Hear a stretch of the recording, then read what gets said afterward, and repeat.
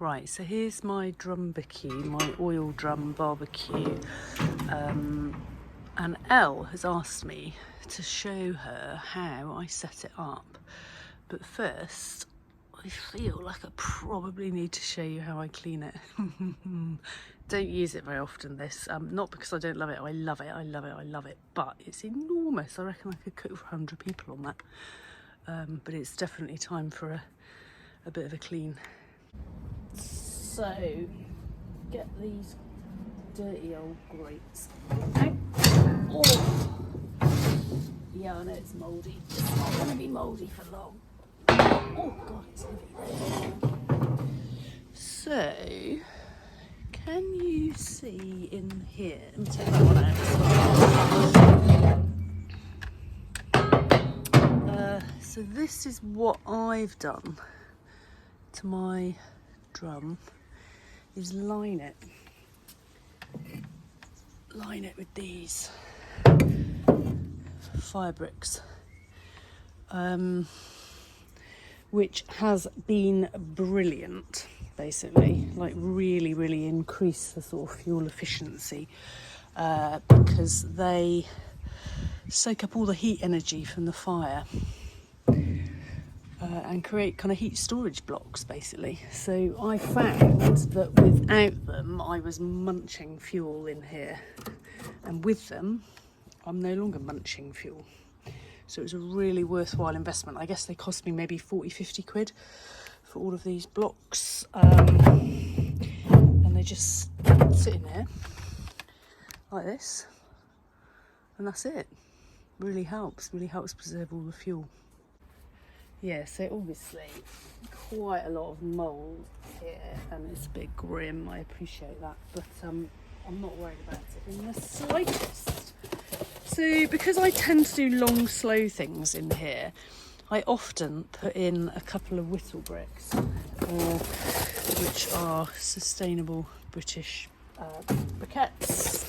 Burn for hours, create an enormous amount of heat, just very compacted sawdust, pine sawdust, and made into charcoal, essentially. So I'm going to start with a little bed of those down there. This is sycamore, single firelighter, in theory a single match. Oh,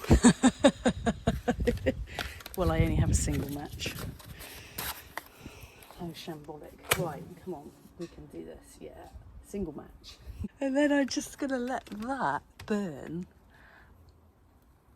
hot and fast. Get those grill bars back on.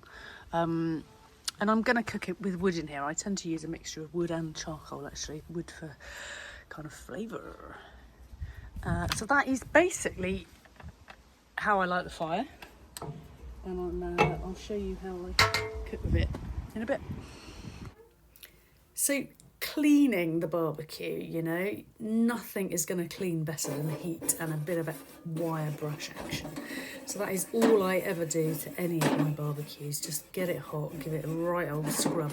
Because my fire's obviously only at one end, I'm turning those grill bars around, because over the fire is going to be considerably hotter.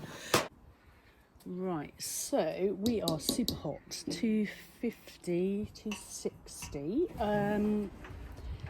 clean, brushed, fine. I'm going to pop a little pan of water just there, and then I have this beautiful jerk rubbed chicken that I'm going to roast. So that's going to go there, water, fire. Fire bricks, remember. If I get in there with my little infrared probe here, so the grill bars here, I don't know if you can see that light, but the grill bars here, let me get you in. Where are we? Dot. Okay, grill bars here, 300-ish, 400. 480, so kind of really super hot. And the lit charcoal, if I can get my dot on that, that's like 500-ish, like hot. And then we will find that the bars over here are like 160, 120. So we've got this heat gradient really hot, medium hot, quite a lot less hot. What the water's going to do is add moisture and steam. It's also going to moderate that temperature a little bit. So I'm just going to let that chug along. And I'm thinking I'm probably not going to have to top up any more fuel in there. And just cook on the sort of dying heat of those heat bricks. So whilst my chicken is cooking there, I thought I'd share the recipe with you. So it's based on one in Foolproof.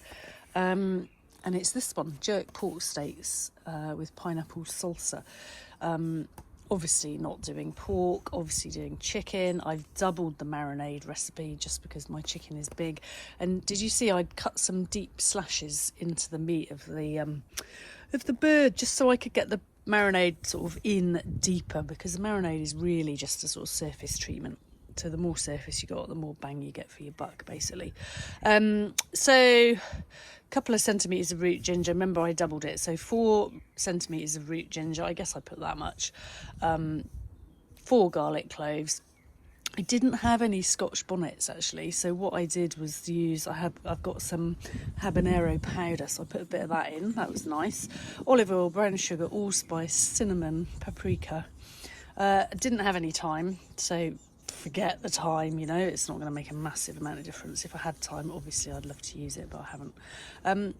Mixed it all up, wanged it on the chicken, pushing it deep into those cut bits, and that's it. I don't know how long that's going to take. Look, you can see we're running hot. We're running at about 250. And yeah, just planning to not put any more fuel in there and just work with the dying curve of the energy using the stored heat from the fire bricks. Actually, the other thing, because that is super hot, I want to slow that burn down. So this is just a little bit of wood that I use to just knock off the air out vent a little bit, and that will slow the fire down. Shoving a remote probe in is super helpful if you've got one. It just means you can monitor what's going on inside the barbecue without having to lift the lid and disrupt all that beautiful heat you've created. So yeah, I always use one if I can. There she blows. So I moved the chicken a little bit closer to the heat. And obviously it's hotter this side than this side, so I need to just sort of rotate it and stuff every now and then. And the pan of water is there. We've now got 21.2 Celsius on that chicken, so it's definitely cooking. Just gotta wait. Right, so chicken's had like an hour and 20, and it's, you can see what it is, 69.7. Had to change probes because I think my other probe broke. Basically very nearly done. So what I've got here is just a pan of rice that's been soaking with a tin of coconut milk topped up with water, so it's about 1 centimetre I guess over the rice, just soaking for an hour. And that's going to go in. There's that chicken, it's looking pretty good. So I'm just going to cover that, set it over the fire, leave it for probably 5-10 minutes, and then I'll move it over here and just let it finish cooking.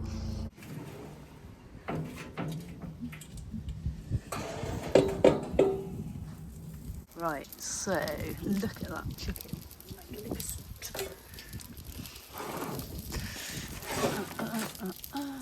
And the rice I'm very happy with. Yeah, properly fluffy. I know there should be peas or beans or something in there, but my little buggers won't eat them, so I'm just going to have coconutty rice and then grilled green stuff and chicken. I might cut that chicken a little bit. Let's have a little look. Let the probe out, so I know she's done.